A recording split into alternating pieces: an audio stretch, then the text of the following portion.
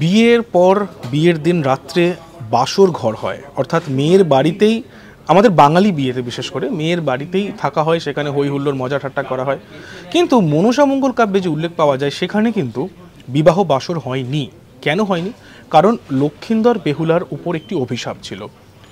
লক্ষিন্দরের উপর অভিশাপ ছিল যে লক্ষিন্দরের বাসর এই সর্পাঘাতে মৃত্যু হবে। কিন্তু সেই মৃত্যু আটকানোর জন্য চাঁদ সদাকর লোহার বাসরঘর নির্মাণ করেছিলেন। কোথায়? সাঁতালি পর্বতে। সাঁতালি পর্বতে যে লোহার বাসরঘর নির্মাণ হয়েছিল তা সত্ত্বেও কিন্তু লক্ষিন্দরের মৃত্যু হয়েছিল। কারণ নিচ্ছিদ্র যে লোহার বাসরঘর তৈরি করার কথা হয়েছিল তা কিন্তু ছিল না।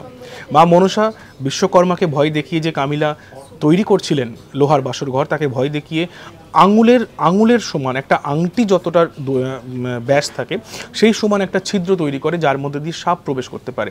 যখন একে একে বঙ্করাজ, উদয়কাল ফণি, কালদণ্ড ফণি ফেল করলো, তারা লক্ষিন্দরকে মারতে পারলো না, তখন কিন্তু কাল নাগিনী ওই অঙ্গারগুটির মধ্যে দিয়ে, অর্থাৎ ওই আংটির মতো যে ফাঁকা জায়গাটি, ওর মধ্যে দিয়ে গিয়ে কিন্তু লক্ষিন্দরকে দংশন করে। ভালো লাগলো তো তথ্যটি? মনসামঙ্গল এবং বাংলা সাহিত্যের ইতিহাস নিয়ে আরও তথ্যের জন্য সাবস্ক্রাইব করুন আজ তাক বাংলাকে, শেয়ার করতে ভুলবেন না।